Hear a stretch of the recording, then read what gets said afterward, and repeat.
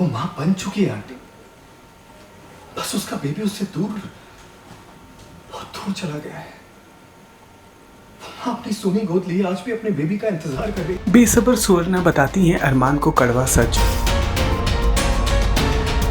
अरमान सुवर्णा के एडवाइस को मानने से करता है इनकार।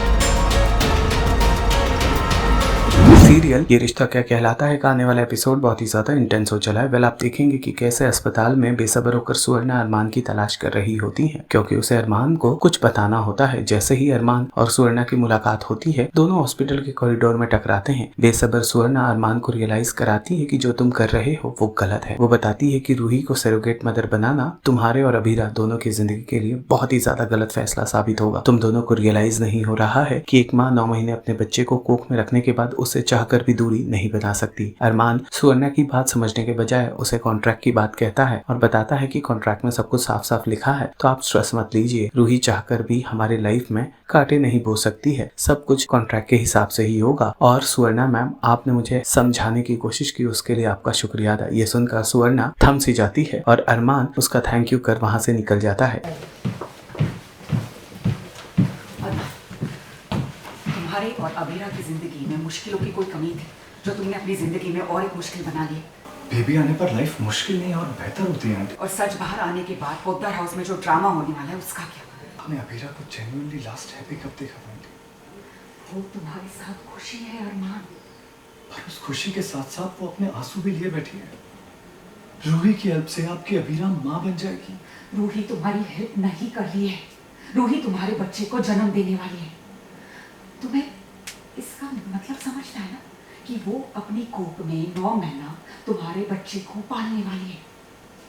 और तुम्हें क्या लगता है कि उसे उस बच्चे से लगाव नहीं होगा? मैं जानती हूँ कि तुम चाहते हो कि अबीरा को माँ का सुख मिले। वो माँ बन चुकी है आंटी। बस उसका बेबी उससे दूर, बहुत दूर चला गया है।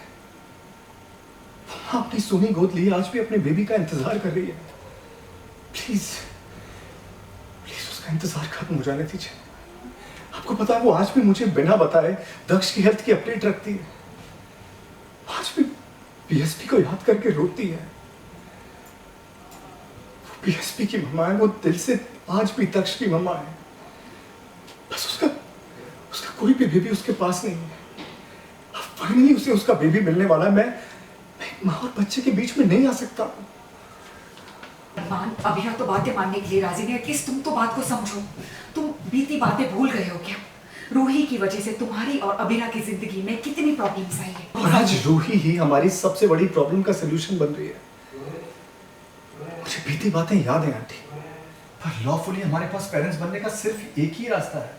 और अगर डिलीवरी के बाद रूही ने तुम्हें तुम्हारा बच्चा नहीं दिया तो तुम क्या करोगे? वो ऐसा नहीं करेगी aunty, believe me.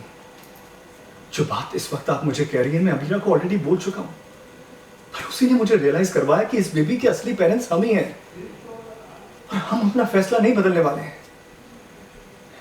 Thank you for your concern. Serial ये रिश्ता क्या कहलाता है से जुड़े तमाम अपडेट्स को जानने के लिए टेली चक्कर को लाइक, शेयर, सब्सक्राइब जरूर करें।